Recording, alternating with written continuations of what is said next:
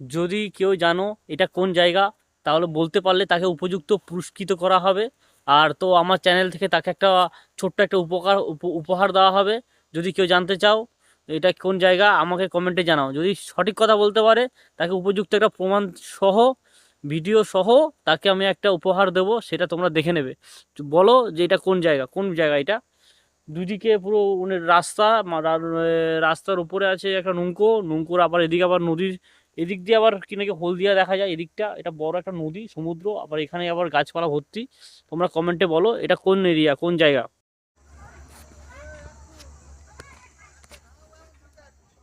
এই জায়গাটা কোন জায়গা আমাকে যদি কেউ কমেন্টে জানাতে পারো, তাকে আমি একটা উপযুক্ত পুরস্কার দেব।